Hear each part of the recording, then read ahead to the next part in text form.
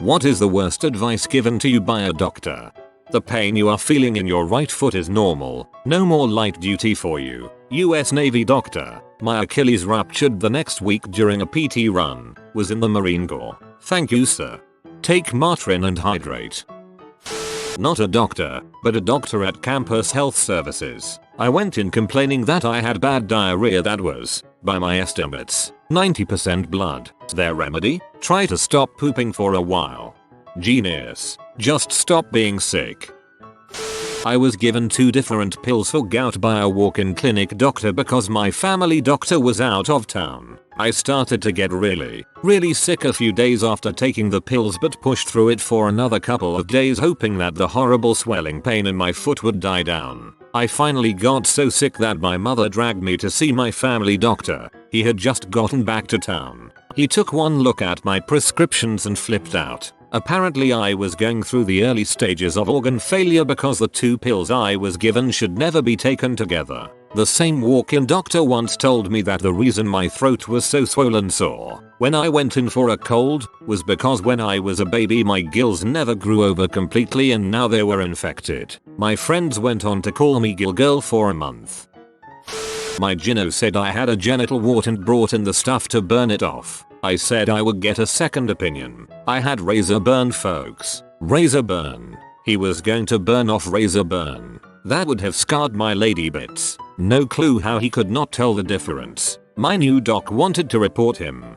Pretty sure those freckles are cancerous moles. We're going to surgically remove your face, just to be safe.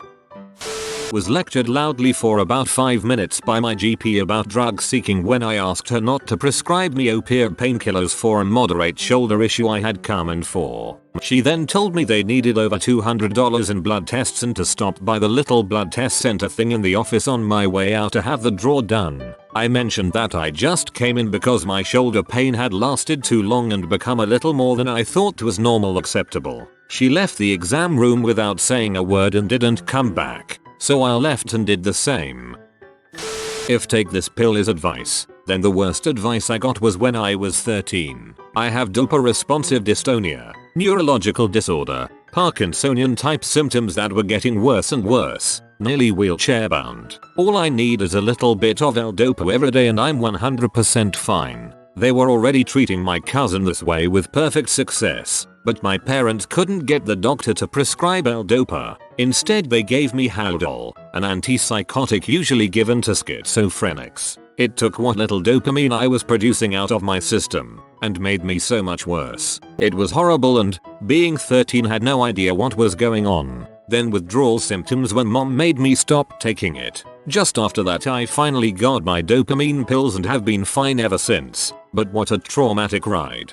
I physically shuddered when I read the word Haldol. That's a really intense medication for an adult, let alone a 13-year-old. Whoa, I'm so glad you found a decent doctor. Just take some Gaviscon. No testing, no referrals to a gastroenterologist, nothing. Found a new doctor. Turns out, I have Crohn's disease. Also, saw a temporary doctor for cystitis and she prescribed some antibiotics as it wasn't going away on its own. Are you sure? Said the pharmacist. I think I'll give her a call and check. These aren't supposed to be mixed with your immunosuppressants. The doctor assured them that it would be fine. It was not. I survived though. Broke a bone in my knee. First doctor in the year saw the x-ray and said it was broken. Told to go see a specialist in case anything had ripped and it was worse than broken. This sling specialist told me that contrary to what the first doctor saw in the x-ray, my leg was not broken, and that after a week I should start walking. Hurts like heck, but my dad tells me to be a man and walk because it isn't broken. 3 weeks later, after 2 weeks of walking on my leg, I see the specialist. He walks into the room and asks me where my crutches are. I proceed to tell him that I wasn't using them because he told me not to. This sucker then tells me that my leg actually is broken and that he just forgot to call us. Knee is still kind of fricked 5 years later. God dang doctor. Walking on a leg that is kind of fricked up isn't the most comfortable thing. You docs are still great though. Went to a doctor about my bad back. Here do these stretches I read about in the NY Times. Writes NY Times stretching on RX pad. Whoa, that has to be some of the laziest medical advice here. He basically told you to Google your treatment. You don't need an MRI. You have a torn ACL. 2 months later, MRI reveals aggressive giant-celled bone tumor had completely destroyed my right knee and half my femur. You have alcohol intolerance. Try different drinks. Stop using Google. Stayed not more than 45 seconds in his office. Explained to him I had really sharp stabbing pain in my upper back 15 minutes after I drank my first drink from being sober. Every single time. The only thing Google was telling me was Hodgkin's lymphoma, and I told him that. He didn't even got up from his chair to take a look at me. The story goes, 9 months later, bumps appeared on my neck. Yeah, I had the cancer, and it was now stage IV. That was in December 2013. 8 months of chemo later, that alcohol problem has been fixed for now. Still gotta do a scan tomorrow. You could do an AMA. WebMD told me I had cancer. It was actually cancer. AMA. I went to the doctor with the flu, discovered later that it was pneumonia. During the first visit my doctor advised me to smoke cigarettes, because they will kill the bacteria in the throat and thus ending my flu. Just wow. Student doctor. I go in because I'm diabetic and I'm having trouble keeping my levels down. No tests, nothing. She tells me she's taking me off the meds because I can control this with diet and exercise. I have already been trying, but she won't listen. 6 months later I'm in the hospital with sugar levels over 900. The doctor does some simple tests and determines I am not type 2 but type 1 and my body is no longer producing insulin. I was on IQ for 3 days. I was on the verge of going into a coma. My aunt died of pancreatitis at 52 years old and my mom died of pancreatic cancer at 44. About a year after my mom passed away, I asked the doctor if there were any tests or scans I could start having done to catch anything early should a problem arise. I was told, well, we all have to die of something. Thanks doc. I was really sick last summer and because of my symptoms my mom called our good friend who was a GI doctor. The GI doctor heard my symptoms and said it was very likely E. coli. I was really freaking sick in an adult diaper, so we went to the ER as per his instructions. The doctor was very old. I told him my symptoms and what our friend told us to explain why we came in. He started saying you couldn't have that because only the really old and the really young get that. I was like, oh. They gave me tons of fluids and sent me home. Fine, whatever. Turns out 5 other girls came down with the same symptoms in my sorority and one was diagnosed with it. Not a doctor but a therapist told me to self-harm instead of drinking because then I would only be harming the outside of my body. Sounds like maybe she harmed the inside of her body right before giving you that crappy advice. I know you've torn a ligament in your leg. It's okay. You don't need crutches. Just walk home. You'll be fine. If you want you can buy a knee sleeve from the drugstore. It won't help but your coach will go easier on you. Running isn't a good form of exercise. It jolts your heart and you'll die. I had an alcoholic patient tell a group yesterday, my old doctor told me not to take an abuse for my alcoholism because it's bad for my liver. Visit the Amazon rainforest. Then you'll know what life is really about. Geez, I was just coming because my shoulder hurts. Not to be weirdly lectured for 45 freaking minutes. Visit the Amazon rainforest. Then you'll know what life is really about. My ear nose throat guy was cleaning the inside of my ears with his mini water cannon and told me to let him know if anything bothers me. I said the situation in Syria bothers me. He gave me a 20-minute lecture on Middle Eastern politics in response to what was supposed to be a stupid joke. For my acne, rub 99% alcohol all over your face morning and night. Jesus Christ, God no. This kills the face.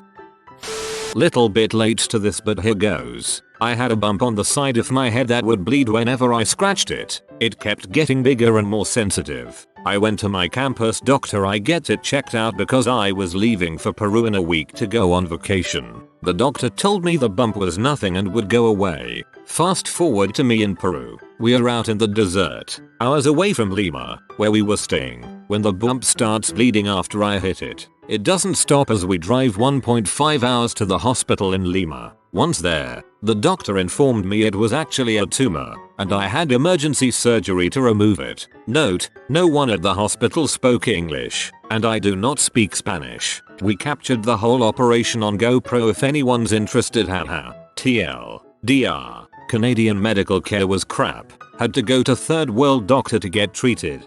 I'm from Canada and this doesn't surprise me in the least.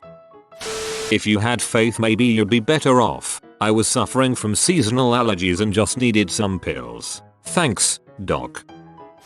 As I was getting blood drawn for some tests, you would have no problem doing H with these veins. Not really advice, but it certainly made me think of some more life options. I had a doctor tell me that when I was having a thyroid test. Good drug veins. Not that I'm endorsing anything. My daughter's doctor told me at her 1-year checkup that she was ADHD because she didn't want to sit still in the exam room for 15 minutes. We got a different doctor after that. When I was 14, my therapist told me that I would end up dying from AIDS because I like guys. I didn't go back to see her after that. Went to a new psychiatrist after switching jobs to get my SSRI meds updated and or possible try something new. I should have known what I was going to get when her specialties mentioned addiction specialist. She was the only available doc, otherwise I would have picked another. While doing our getting to know you chat, she asked if I drank. I do enjoy a beer now and then, and I do drink to get drunk maybe once a month if I go to a club bar party. But it is nowhere near an issue for me. As soon as I mentioned my casual drinking, the conversation switched completely to getting me into rehab, meetings, and addressing my drinking problem. We didn't even get to talking about the anxiety issues that brought me in there. See, my brother is a non-functioning alcoholic and I know firsthand what problem drinking looks like, and that's not me even by a long shot. I politely told her that was not my issue, left her office and promptly found a new psych who actually helped me find the right meds for my anxiety. It's the old saying, if you're a hammer, every problem looks like a nail. Not me, but my wife. One day in the middle of the night, my wife wakes me and says she's having really bad pain in her stomach and that she needs to go to the hospital. We go. About by the time we get there, things start dying down. The doctor tells her, with minimal examination, just her describing her symptoms, that she has acid reflux. The same symptoms keep happening over and over, and she talks to different doctors and is put on antacids and things like that, but it wasn't happening. The doctors just said that having intense, overwhelming pain, where she had trouble walking standing, in your stomach a few times a month that was relieved by vomiting was apparently how acid reflux worked. She was told, pretty much insisted, to stop drinking alcohol, and asked if she was sure she wasn't pregnant. Well, she literally never drinks, and wasn't pregnant. I mean, neither of us had it, but I was growing pretty suspicious that it wasn't it, but her doctors were adamant and wouldn't do any more checking. Several months later, where its frequency was increasing from once or twice a month to once or twice a week, she tells me we need to go to the hospital again. So we do. While they're checking her in, one of the doctors tells me they'll run a few tests, but they're pretty sure it's acid reflux. I'm pretty adamant to him that this is not the case. I'm not sure if my seriousness got them to do more tests, but they eventually realize that, surprise, it's not acid reflux. Instead, it's gallstones that are getting stuck in the duct between her gallbladder and her pancreas, causing her pancreas to swell, which is potentially fatal. Fortunately, at this point, they actually do something. But Jesus, this was infuriating to go through. Watching her experience it, it was clear that this was pretty serious, but as soon as doctors heard acid reflux, they just immediately tuned her out and said no alcohol, stop consuming any fat in your foods, and that crippling stabbing pains would just go away. I remember, even she has surgery to get her gallbladder removed. I asked if the doctors thought it would stop the symptoms that caused her to come to the hospital in the first place, and they said no. They did. I went to see a doctor about weird swelling in my face. He looks at it, tells me it's a dental issue, and refers me to a dentist. I go to my own dentist, who's a manic little Korean man who was actually experiencing a blackout at the time of my visit. He somehow manages to get me an X-ray through the use of generators, hand cranks, frantic yelling and voodoo sacrifice. My teeth are fine, but there's a horrible mass in the fatty tissue of my cheek. Visions of cancer dancing in my head. I go back to the doctor, relay my information, and wait for the sweet release of a needle in my cheek. The doctor asks if I saw the guy he referred me to, and when I answer in the negative, loudly decries the ineptitude of this wonderful dental fairy he's never met. He still thinks it's a dental issue, and won't draw from my cheek until I see his guy. I thank him, leave, and begin shopping for a second opinion. Over the intervening period, my cheek grows from worrying and slightly noticeable to plague victim. The mass is now pressing into my mouth and sinus. I say frick it and go to the ear. Fluid is drawn, and oh, look, I have cellulitis of the goddamn face. Antibiotics are given, and I sit in the dark until I am capable of facing the world without wearing a leper mask. Haven't seen that doctor since. Have an appointment with the dental fairy in 2 weeks: 3. Oh, electrical blackout. Your colorful description of your dentist made me worry he was on a substance of some sort and had blacked out. Doctor to the mother of my wife when my wife was 4. Your daughter has flu. No, I'm not referring her to the hospital. Go away and stop bothering me. Plot twist. It was leukemia. Leukemia symptoms can be flu-like. You don't test everyone for leukemia or even blood tests that have flu-like symptoms. After I had my son, I went to my GP and broke down in tears saying that I was having flashbacks from his birth and panic attacks, that I wasn't coping and I was thinking about suicide. Her response? You should feel lucky that you have a healthy baby. Some women don't. You'll get over it. Well, I didn't, and it took me another year to finally get help. I still suffer with depression and anxiety now, nearly 8 years on, although I am doing much better these days. It took me a lot to go and ask for help, and she just confirmed in my head that I was a crappy person. Saying that you can't have problems because people have it worse is like saying that you can't have successes because people have it better. Since you're lesbian, this is the only pap smear you will ever need. My former doctor to me, at age 26, have since had a lesbian friend die of cervical cancer, and some others with abnormal paps. Although it is more rare in lesbians than straight women, we can still get things wrong with our privates. It's not just the penii who spread HPV. It isn't just HPV that causes cancer. What a fuckwit of a doctor. Don't worry, you're too young for cancer. Brain tumor. Butthole. Not me, but a doctor told my brother that he should drink more fruit juice and eat yogurt to help reduce his blood sugar. A psychologist told him he should find a horse to ride and stop playing video games. Fruit juice, reduce sugar, hum. I was told by one doctor that the depression I was suffering from at the time was in actuality a spiritual crisis, and my body's way of telling me I missed having God in my life. I nearly burst out laughing in his face. He also chastised my girlfriend at the time for being amoral because we were sexually active. A real class individual, that fellow. Needless to say, I never saw that particular doctor again. I nearly burst out laughing in his face. He was trying to cure your depression. We aren't going to refill your meds because we don't want to see you anymore. But you were the ones that made me go on this crappy, dangerous drug regimen. That doesn't matter, we are discharging you, and so we will not be filling your meds. Enter 6 days of withdrawal from tramadol. Exact same thing happened to me, only with Xanax they put me on. New Year's Eve 2013 I quit smoking, and Xanax. Cold turkey. I think the Xanax withdrawals helped with the nicotine withdrawals. Went to urgent care because of pain in my right leg. Doctor gave me Vicodin and antibiotics and sent me home. That's the last thing I remember before waking up over a week later as a below the knee amputee. I don't even know what to say. I'm so sorry. You have been visited by the hamster of joy. Comment I like chicken to live a happy and full of joy like the joy hamster life. Like and subscribe, you magnificent person.